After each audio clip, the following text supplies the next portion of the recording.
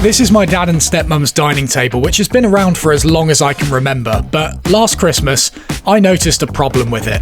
Not only is it beginning to fall apart, but every time they host events, it gets pushed to its limits, which got me thinking. It's good, but it could be better. Like, just extend it a bit. Yeah. Of course, random acts of generosity in the 21st century only count if you document it and put it online. And so since the beginning of the year, I've been planning on making a new table for them that allows more people to sit at it, fits in with the surrounding environment, and is of course structurally sound too. I've just got to both keep it a secret and build it in a way that allows me to get it up this curved flight of stairs and through this narrow hallway, which is easier said than done with a slab as big as this one. But we'll get to that slab in a minute, because first I'm going to start building the underframe of the table, which I'm designing using similar elements as my Japanese style picnic bench I made a few years ago. Except this time I want it to be jet black, and I'm going to do this by using various items that you probably got laying around at home. And it's pretty fun. Great.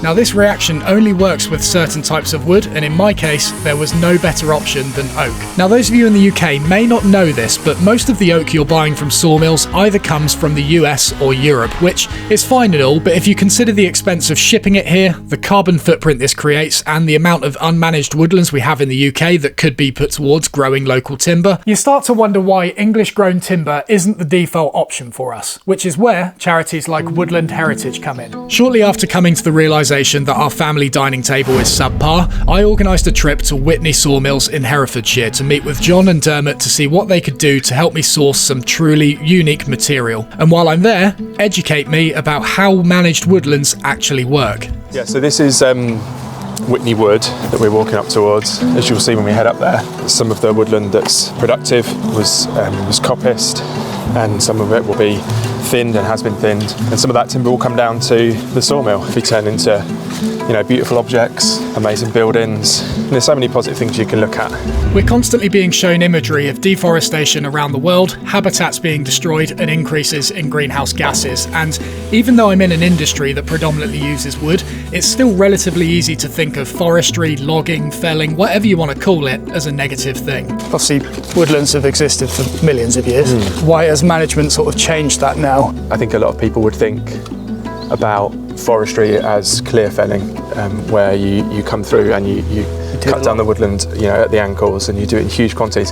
And in some places that's unavoidable, but the kind of woodland that we are really passionate about is we would call productive woodland. So it's all very well managing forests in order to increase the material yield, but I'm sure you'll agree that it's potentially narrow-minded and selfish of us to think of trees purely through this lens. So the question is, in addition to increasing yield, how do managed woodlands affect the surrounding environment? What you'll notice is so different about this woodland compared to when you might walk your dog in is the light. Now obviously we're here in January. In the spring, what you would see is this really complicated understory of shrubs and a vegetation which would bring huge quantities of insects. And of course birds, and I think so many of us are conditioned to think that, you know, felling a tree is an absolute sin, something that must not happen. But when it's done in this way, where you're managing the woodland for timber, there's this continual churn. So the process of selectively thinning and taking out the right trees allows the younger trees more light, and they, you know, occupy space within the woodland. So by managing forests, not only can we begin growing our own high-quality timber, but if it's done right, the biodiversity of the forest floor itself begins to thrive, bringing rise to all sorts of habitats and ecosystems that otherwise may not have flourished. And the owner of the woodland is really happy that they're pie catchers, aren't they, I think? Yeah. Pie catcher birds. Let's go with pie catchers. Yeah. Are they fly catchers? They are. Okay. Not pie catchers. Not pie catchers. Not pie catchers. But they travel, you know, an incredible long way, and this is to come here in the spring, summer, and you know, it's a sign of an environment that's very healthy. There's lots of food for them to eat. Yeah. So just by their design, they are incredibly biodiverse places, and I think as a nation and as a world, we need more forests. We need more woodlands. And productive woodland absolutely has a really important part to play. So clearly there's lots of reasons for us to begin managing our woodlands, but we all know the world doesn't work this way, and if this is to be done at scale, there needs to be incentives for the landowner to continue maintaining the forest beyond doing so off their own generosity and passion. But the final piece of the puzzle really is the economics of it, because if the woodland is generating income, it it goes back into the woodland. Yes, okay. And a woodland that is productive is always going to be a managed woodland, and therefore is going to be healthy for our children and our children's children. That makes a lot of sense. And if we don't have that real appreciation from seed to sawdust, if we don't really connect with it at all stages, then some part of that chain breaks and then something's not in balance. Yeah. And it's that situation played out over decades and decades, I think, that's led us to have this situation where we're importing so much wood when we have this resource all around us. So if managing woodlands benefits nature and biodiversity, creates beautifully locally grown timbers in abundance, and can financially benefit the landowner, what are the risks involved with it, and why is it not done more often? That tree there is always an interesting one. Nobody can definitively say what that timber's going to be like when it comes down. There's a funny shadowing that goes up it. And this has been a source of debate for years. And it's kind of, in a nutshell, the dilemma of a woodland owner. Right. The woodland owner has got several routes to market. He's either going to invest and fell it himself, because if he brings it down, it's high quality stuff, and he presents it well to market, and he gets lots of people interested, and there's a bit of a bidding war, then he's driving that price up. Right. So he's making good money. But he's taken on all that risk. So if he fells it all, and it all comes down, and it's all got shake in it, or ross, or whatever, then he's suddenly got a material that's difficult to sell. So if we're using the timber for furniture or housing or whatever we're using it for, you're locking that carbon in. Yeah. If all you're doing is growing firewood, the only value to the woodland owner is to chop it down and burn it. Yeah. So you're just putting it straight back in the atmosphere. Right. So it's actually a negative. It's a negative impact, yeah. So despite being a business model that is at the whim of Mother Nature, commodities such as wood have always played a huge role in our current civilization, and likely will into the future too. So producing locally grown timber is one of the only viable options we have, and woodland owners can play a huge role in helping us get there, even if they're not around to see the fruits of their labour. Pretty pricey, kind of exciting, valuable thing in the modern world, I think, is to just force yourself to slow down and think, actually, I need to be making the right decisions for you're planning so 60 far ahead. years, or 120 years in the case of some trees. And, and that's a big part of why the charity's called Woodland Heritage is that thinking about what we're passing on to others. Really, this conversation doesn't affect us, it affects our kids and our grandkids. So it's all very well being against cutting down trees in general, but civilization is on a treadmill that we can't get off, and until we can develop new technologies to resolve our current issues, we need material to continue thriving and surviving to get to that point. The aim of managed woodlands is to balance the line between supplying the material we as humans require, but do so in an ethical and controlled way that actually ends up benefiting the forest rather than depleting it. And it's good to be hopeful about it as well.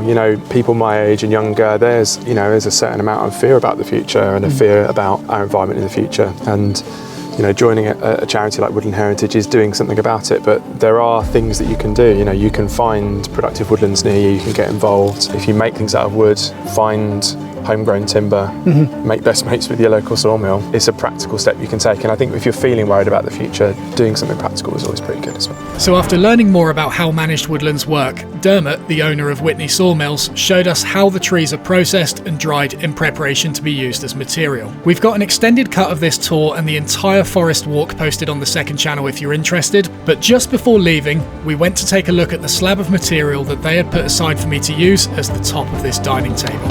Speaking to my dad the other day, he was saying, I was like, so how long do you reckon you got on this table? He's like, not long. I'm like, oh.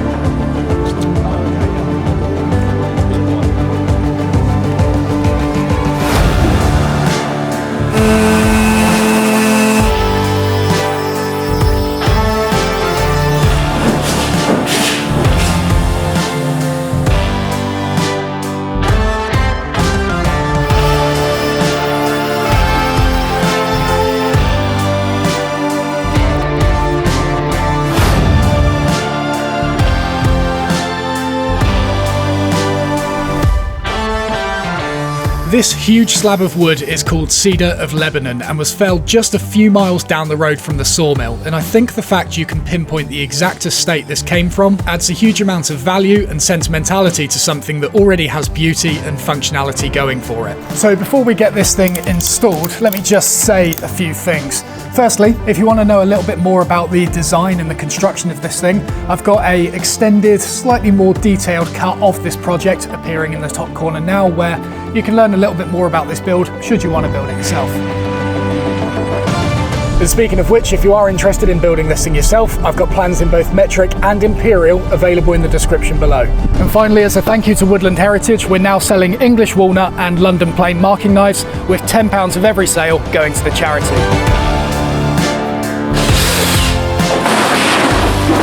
That's food.